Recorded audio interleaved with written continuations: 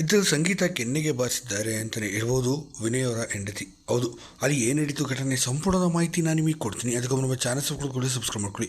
ಎಲ್ಲರೂ ಮನೆಯಿಂದ ಆಗತಾನೆ ಇದ್ದಿರ್ತಾರೆ. ಆಗತಾನೆ ಎದ್ದೇಳಬೇಕು ಅನ್ನೋಷ್ಟರಲ್ಲೇ ವಿನಯ್ ಹೆಂಡತಿ ಮನೆಯೊಳಗೆ ಎಂಟ್ರಿಯನ್ನು ಕೂಡ ಕೊಟ್ಟಿದ್ದಾರೆ. ಇನ್ನು ವಿನಯ್ ಹೆಂಡತಿ ಮನೆಯೊಳಗೆ ಬಂದಿದ್ದ ನೋಡಿ ಎಲ್ಲರೂ ಒಂದು ಕ್ಷಣ ಶಾಕ್ ಆಗಿದ್ದಾರೆ. ಇನ್ನು ವಿನಯ್ನು ಕೂಡ ಒಂದು ಕ್ಷಣ ಶಾಕ್ ಆಗಿದ್ದಾರೆ ಅಂತ ಹೇಳ್ಬೋದು. ಆಗ ಎಲ್ಲರೂ ಕೂಡ ಪಾಸ್ ಮಾಡಿರ್ತಾರೆ. ಆಗ ವಿನಯ್ ಹೆಂಡತಿ ಮೊದಲಿಗೆ ಅವರ ಗಂಡನ ವಿನಯ್ಗೆ ಹೋಗಿ ಮಾತಾಡಿಸೋದಿಲ್ಲ, ನೇರವಾಗಿ ಸಂಗೀತ ಮುಂದೆ ಹೋಗಿ ನಿಲ್ತಾರೆ. ಆಗ ಸಂಗೀತಕ್ಕೆ ಒಂದು ಕ್ಷಣ ಶಾಕ್ ಆಗುತ್ತೆ.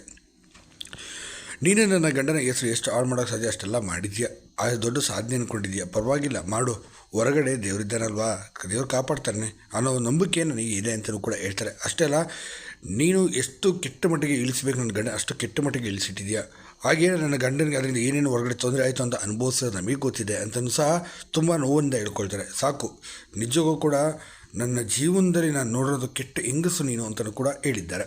ಇನ್ನು ನೇರವಾಗಿ ವಿನಯ್ ಹತ್ರ ಹೋಗ್ಬಿಟ್ಟು, ನೀನು ತುಂಬಾ ಚೆನ್ನಾಗಿ ಆಟಾಡ್ತಿದ್ದೆ, ಹೀಗೆ ಆಟಾಡೋ, ಸ್ವಲ್ಪ ಅಗ್ರೆಸಿವ್ ಆಗಿರೋದನ್ನು ಸ್ವಲ್ಪ ಕಡಿಮೆ ಮಾಡು ಮೊದಲು ಅಂತ ಹೇಳಿ